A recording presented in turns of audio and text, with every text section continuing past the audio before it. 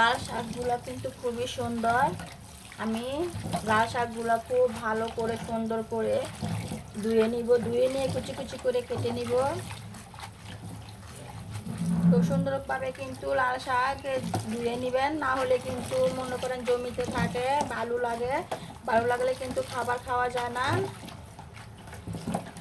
যত সুন্দর করে ভালো করে ধুয়ে নেবেন লাল শাকগুলো, অনেকক্ষণ ধরে ধুয়ে নিতে হয়। আর এখন আমি ধোয়া শেষ হলে কুচি কুচি করে নিব। খাবারের তালিকায় কিন্তু আপনারা প্রতিদিন এক এক রকমের শাক আপনারা রাখতে পারেন। শাক কিন্তু শরীরের জন্য উপকারী। আর লাল শাক তো মনে করেন যার শরীরে রক্ত শূন্যতা আছে সে কিন্তু এরকম লাল শাক খাবার তালিকায় প্রতিদিন রাখতে পারেন। শাকগুলো কিন্তু আমি কুচি কুচি করে কেটে নিলাম। আর এখানে কিন্তু আমি তেল বসাই দিলাম। তেলের মধ্যে দিয়ে দিলাম রসুন কুচি আর পেঁয়াজ কুচি দিয়ে কিন্তু আমি ভালো করে নাড়াচাড়া দিয়ে দিব। আর বাদামি কালার হয়ে আসা পর্যন্ত অপেক্ষা করব। রসুন আর পেঁয়াজ দিয়ে দিলাম কুচি কুচি করে।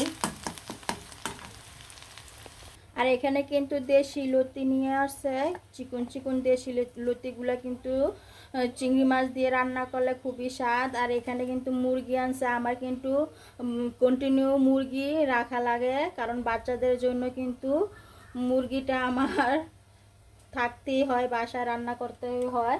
বাচ্চারা মুরগি না হলে কিন্তু খাইতে পারে না, আর খাইতেও চায় না। আর এখানে দেশি লতি নিয়ে আসছে, ছোট ছোট চিকন চিকন দেশি লতিগুলো কিন্তু চিংড়ি মাছ দিয়ে রান্না করলে সেই স্বাদ।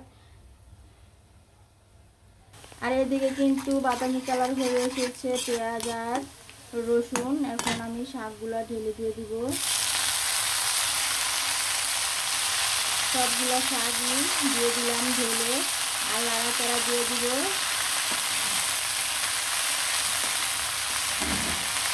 শাকটা খুব সুন্দরভাবে দিয়ে দিলাম। দিয়ে আমি নাড়াচাড়া দিয়ে শাকের সাথে মিশিয়ে দিব তেল আর ভেজে ভাজা পেঁয়াজ আর রসুনগুলো। এখন আমি একটু লবণ দিয়ে দিব,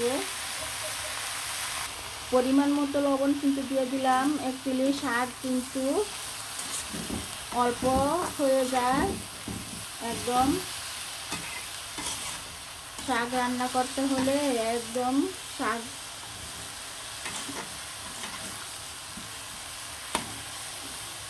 এর জন্য লবণটা আপনারা অবশ্যই বুঝে দিবেন।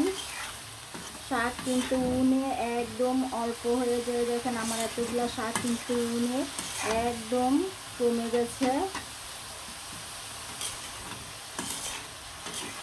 তো সুন্দরভাবে নাড়াচাড়া দিয়ে দিলাম। আর যেটুকু পানি উঠছে শাক থেকে, দেখেন লাল শাক কিন্তু পানিটা দিয়েই শাকটা সিদ্ধ হয়ে যাবে।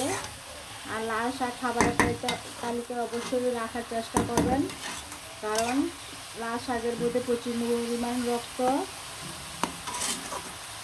যাদের রক্ত শূন্যতা আছে তারা কিন্তু লাল শাক এভাবে খেতে পারেন, রক্ত শূন্যতাটা কমে যাবে।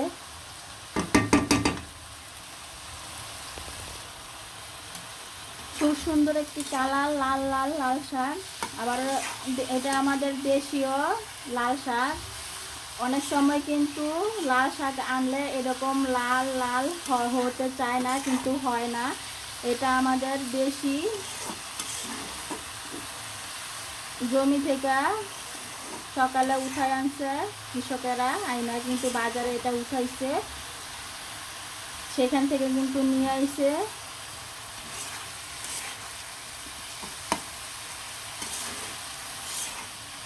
খুবই সুন্দর, অসাধারণ। এরকম টাটকা শাক সবজি খেতে কিন্তু খুবই ভালো লাগে।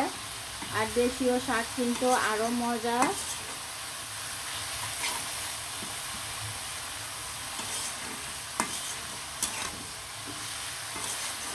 একদম পানিটা শুকিয়ে ভাজা ভাজা করে ফেলবো শাকগুলা।